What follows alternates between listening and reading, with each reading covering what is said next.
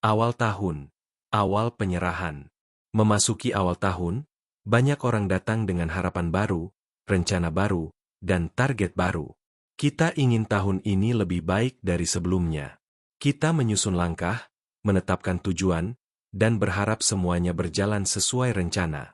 Namun seringkali, kegagalan di masa lalu membuat kita ragu, dan ketidakpastian di depan membuat hati gelisah. Di titik inilah Tuhan mengundang kita untuk memulai bukan hanya dengan rencana, tetapi dengan penyerahan. Awal tahun adalah momen yang tepat untuk berhenti sejenak dan bertanya pada diri sendiri, siapa yang memegang kendali hidupku? Penyerahan bukan tanda kelemahan, melainkan pengakuan bahwa kita membutuhkan Tuhan dalam setiap langkah.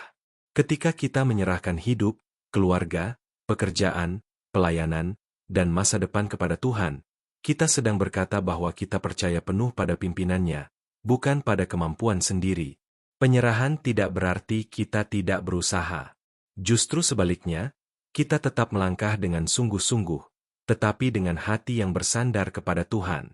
Kita belajar taat ketika Tuhan membuka jalan, dan belajar sabar ketika Tuhan meminta kita menunggu.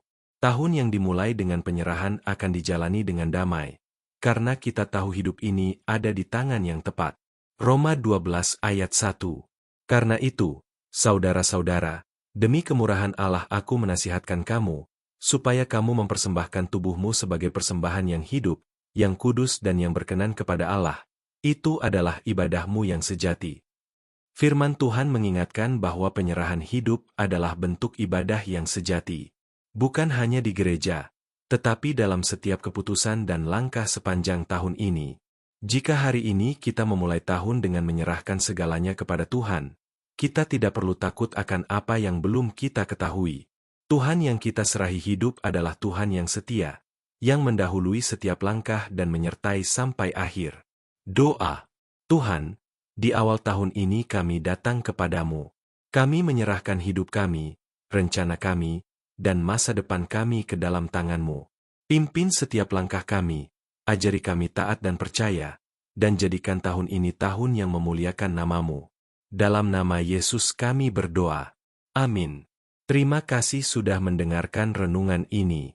Jangan lupa untuk like, subscribe, dan share agar semakin banyak orang dikuatkan oleh firman Tuhan.